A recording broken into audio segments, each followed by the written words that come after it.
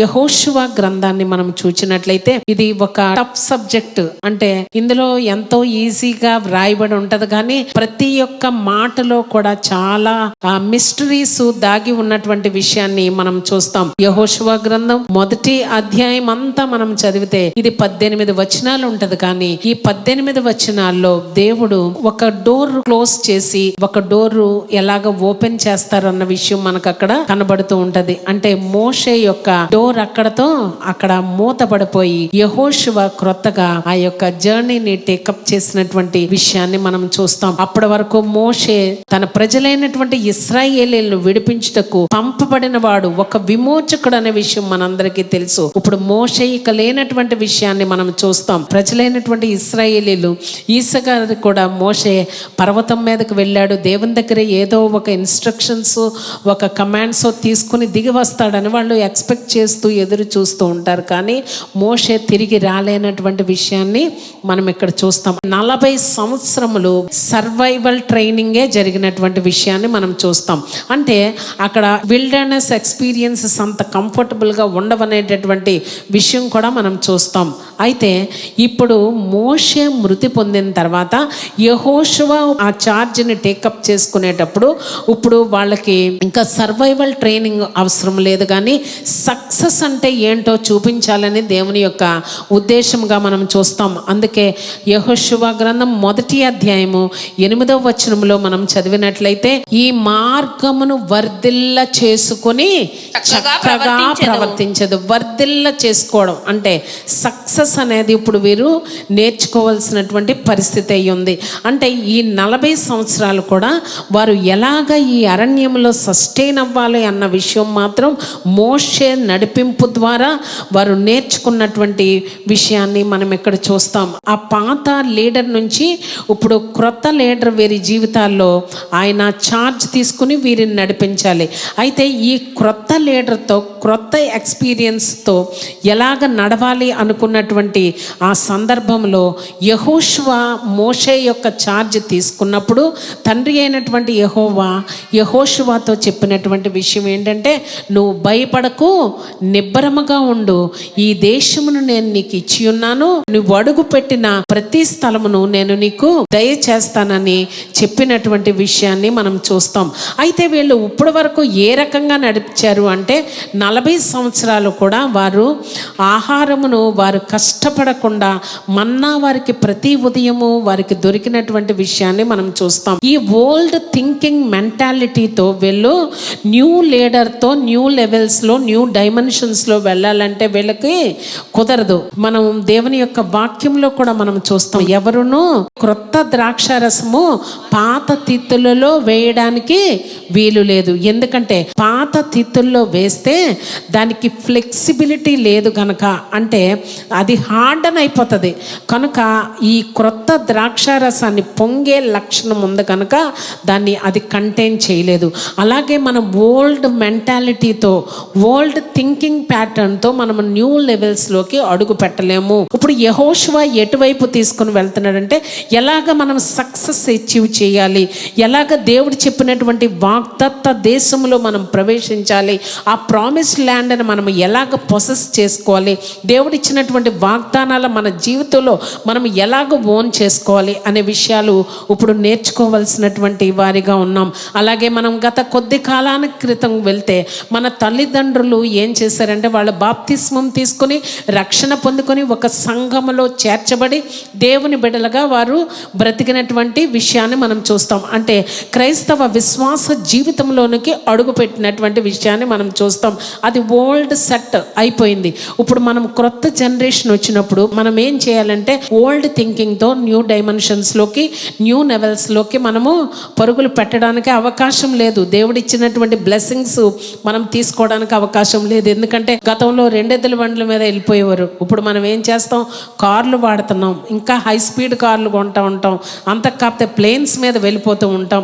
ఏదో ఒక రకంగా క్రొత్త టెక్నాలజీ మనం ఎలాగో అవలంబించుకోవడం ప్రారంభించామో అలవాటు పడ్డామో అలాగే మన జీవితాల్లో కూడా మన యొక్క మైండ్ సెట్, మన స్పిరిచువల్ లైఫ్ దేవుని వైపు మనం తెరవలసినటువంటి వాళ్ళమై ఉన్నాం. బాప్తిసంతో మనం సరిపెట్టుకోవడానికి వీల్లేదు, లేకపోతే మంచి జీవితం చేస్తున్నామని సరిపెట్టుకోవడం చెప్పుకోవడానికి వీలేదు.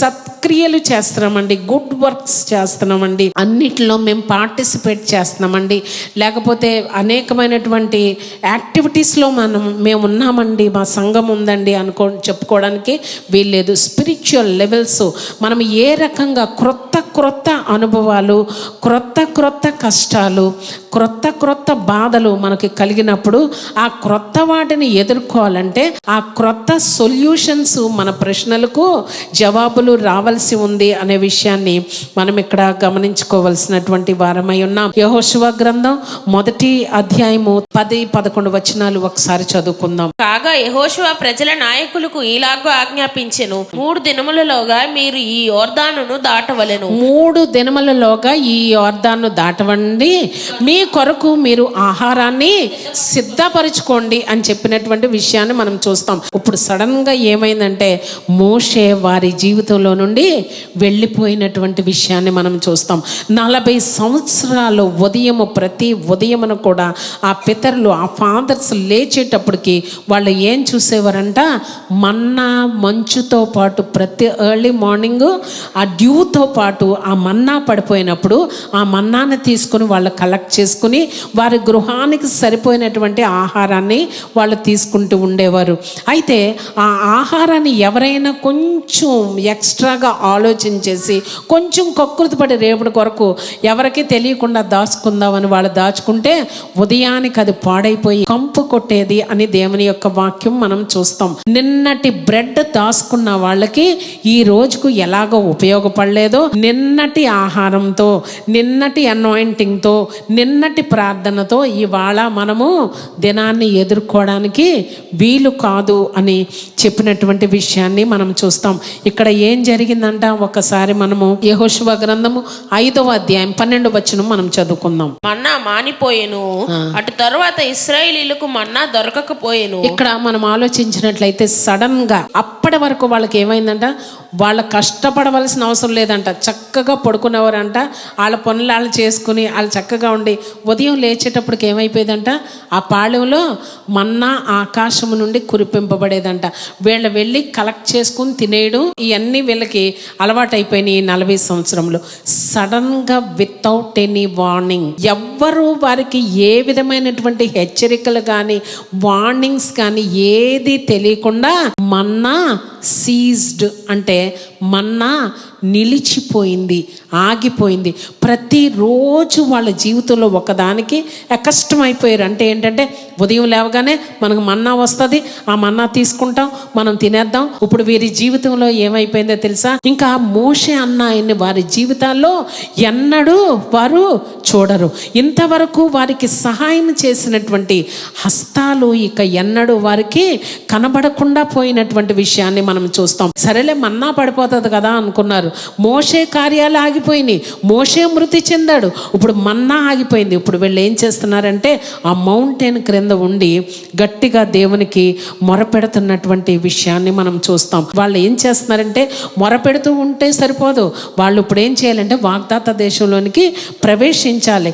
ఎవరి ద్వారా ప్రవేశించాలంటే యెహోషువ ద్వారా ప్రవేశించాలి. యెహోషువ ద్వారా ప్రవేశిస్తే అక్కడ జరిగినటువంటి సేఫ్ జర్నీ జరుగుతుందనే గ్యారంటీ దేవుడు వారికి ఇవ్వలేదు.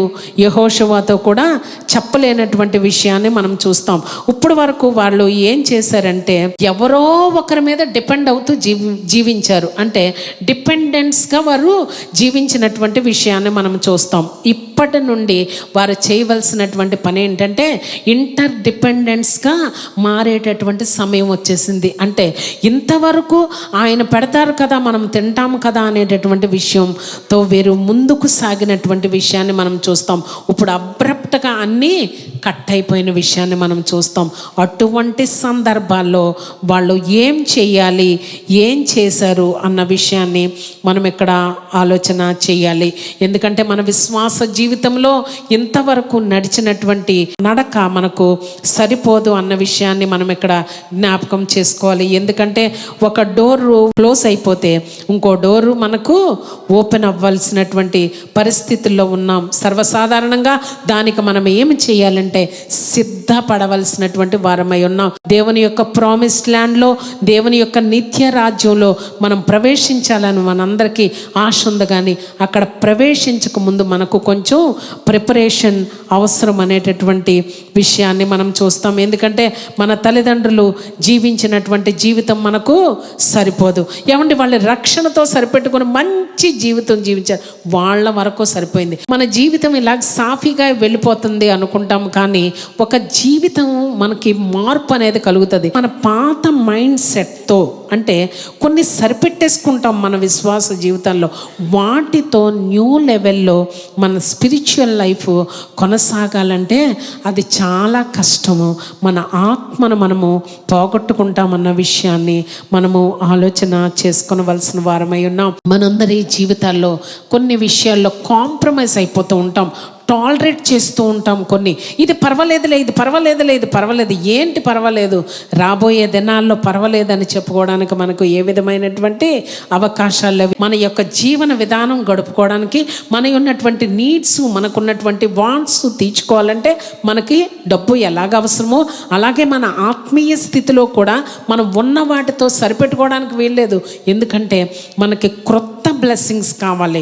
క్రొత్త లెవెల్స్లోకి మనము స్టెప్ చేయాలంటే, విశ్వాసంతో స్టెప్ చేయాలంటే మన విశ్వాసం యొక్క పరిమాణం కూడా మనలో పెరుగుతూ ఉండాలి. దేవుని పరిశుద్ధ నామమునకు మహిమ కలుగును గాక.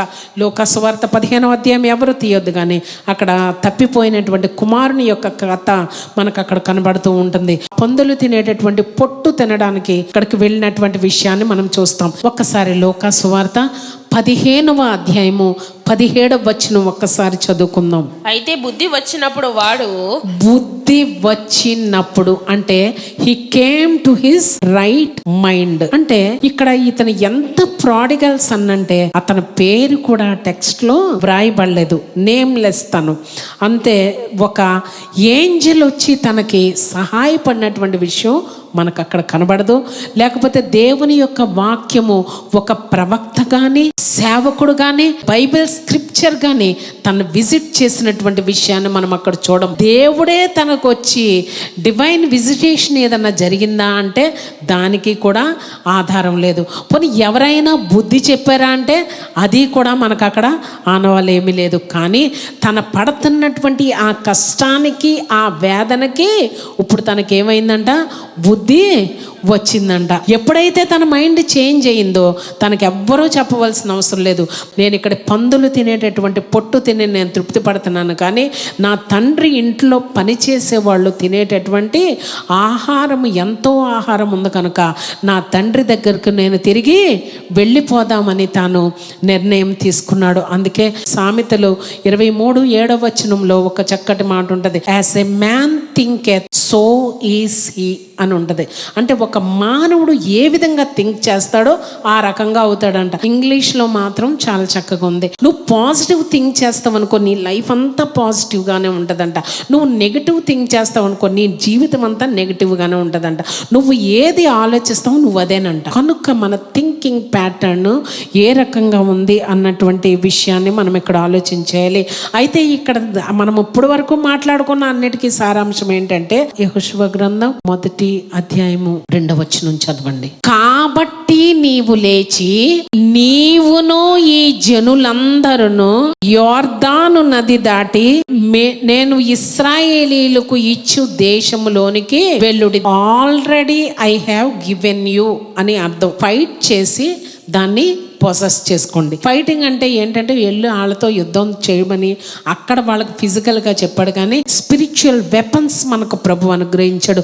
ఎఫెసీలకు రాసినటువంటి పత్రిక 6వ అధ్యాయం ఎవరు తీయొద్దు, 14వ వచనం అక్కడ మనకు 12 నుంచి 14 వచనాలు చదివితే మనకు అక్కడ కనబడుతూ ఉంటుంది. కనుక మీకు అనుగ్రహించినటువంటి ఆ స్పిరిచువల్ వెపన్స్తో మీరేం చేస్తారంటే వెళ్ళి వాళ్ళతో ఫైట్ చేసి దాన్ని మీరు పొసెస్ చేసుకోండి. మీరేం చేస్తారంటే మీరు పలకండి, మీ నోటిలోనే ఆ మిరకిల్ మీకు నేను ఇచ్చి ఉన్నాను. Miracle is in your mouth. కనుక నువ్వు పలుక్కుని వాటిని జయించి ఈ చీకటి శక్తుల్ని, అంధకార శక్తుల్ని మీరు జయించి మీరు దాన్ని పొసెస్ చేసుకోండి. దేవుడు నీకు అనుగ్రహించినటువంటి ప్రతి వాగ్దానాన్ని నువ్వు పలుకు.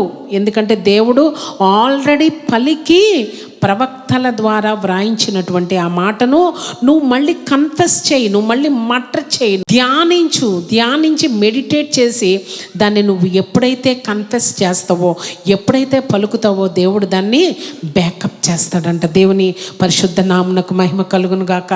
కానీ ప్రభు మనందరి జీవితాల్లో, మనందరి కుటుంబాలకు ప్రభు అనేకమైనటువంటి ప్రామిసెస్ ఆయన అనుగ్రహించారు. అయితే ఆ ప్రామిసెస్ను మనం ఏం చేయాలంటే బైబిల్లో విడిచిపెట్టేయకండి. ఆ బైబిల్కే దాన్ని, ఆ అక్షరాలకే దాన్ని విడిచిపెట్టకుండా అది చదివినప్పుడు, ఎవరైనా చెప్పినప్పుడు అది మనల్ని ఎప్పుడైతే రిసీవ్ చేసుకున్నామో, ఆ రిసీవ్ చేసుకున్న దాన్ని ప్రభు ఒక ప్రామిస్ ఇచ్చిందాన్ని, ఆ ప్రామిస్గానే విడిచిపెట్టకుండా మనము దాన్ని పొసెస్ చేసుకోవాలంట. ఎక్కడో నీకు ఇల్లు ఉంది, నేను నీకు ఇల్లు కొనిపెట్టాను, ఒక ఇల్లు కొనిపెట్టానని ఆ తాళాలేసి తాళాలు అని ఇచ్చేస్తే అది సరిపోతుందా? నువ్వు వెళ్ళి ఏం చేయాలంటే దానిని, ఇది నా ఇల్లు, నా స్వాస్థ్యం, నా డాక్యుమెంట్, నా పేరు మీద రిజిస్టర్ అయిపోయింది. నువ్వు ఈల్డ్ అయిపోతే, నువ్వు విధేయురాలు అయిపోతే ఆ పరిశుద్ధాత్మని యొక్క శక్తి మనల్ని ఆవరించి, మనల్ని ఆయన టేక్ ఓవర్ చేసుకుని మన యొక్క ప్రామిస్డ్ ల్యాండ్ లోకి మనల్ని నడిపించి యుగాలు ఆయనతో నిత్య జీవ మార్గంలో నడిపించు కృప ఆ పరిశుద్ధాత్ముడు ప్రతి కుటుంబమునకు, ప్రతి వ్యక్తిగత జీవితానికి అనుగ్రహించును గాక. ఆమేన్.